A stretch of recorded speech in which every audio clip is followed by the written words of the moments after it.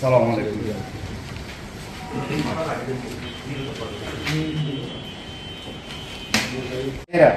আসসালামু আলাইকুম, নমস্কার, আদাব। আমরা বান্দরবানের লামা তঙ্গজেরি, পুত্তাজিরি ও দেরাসমিয়া এলাকায় হাজির হয়েছি। আমরা দীর্ঘ 30 থেকে 40 বছর যাবৎ লামা শহরে ইউনিয়নের তঙ্গজেরি, পুত্তাজিরি ও দেরাসমিয়া পাড়ায় এলাকাবাসী ও বাঙালির, পাহাড়ি ও বাঙালির মিলে সবাই শতাধিক পরিবার শান্তিপূর্ণভাবে বসবাস করে আসছিলাম। কিন্তু 2019 সালের পর থেকে সাবেক এলজিআরডি মন্ত্রী তাজুল ইসলাম ও তার স্ত্রী ফজিয়া ইসলাম আমাদের বসবাসের জমির উপর ভুয়া জরিপ কাগজ জালজালেতি মাধ্যমে আমাদের নামে মিথ্যা মামলা দেয় এবং পরবর্তীতে আমাদের সকলকে মারধর করে পাড়া থেকে বিতাড়িত করে। তখনকার স্থায়ী প্রশাসন সহ সকলে মিলে বিভিন্ন হুমকি ধমকি ও মিথ্যা মামলায় দিয়ে আমাদের সবাইকে ঘরবাড়ি ও ভিটামাটি সারা করে।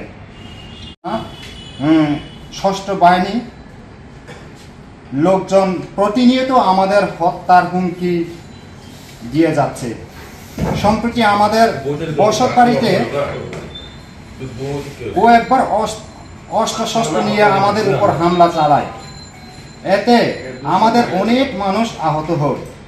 পরবর্তীতে আমরা প্রশাসনকে জানাই। ঘটনাস্থলে পুলিশ গেলে অস্ত্রধারীরা ঘটনাস্থল থেকে পালিয়ে যায়।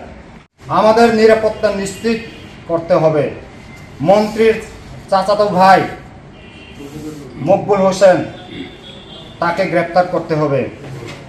আমাদের নামে সম্পূর্ণ মিথ্যা মামলা প্রত্যাহার করতে হবে।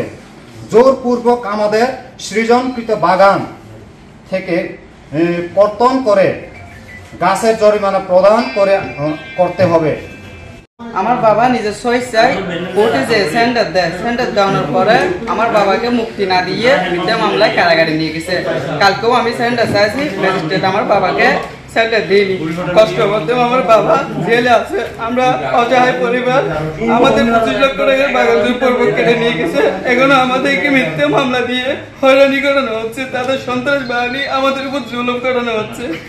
এখন স্থানীয় কিছু সন্ত্রাস আছে মিথ্যা মামলায় ও শাহাবুদ্দিন পুলিশ প্রশাসন সহ এদেরকে আমরা সুষ্ঠু বিচার চাই। আমাদের মামলা কোনো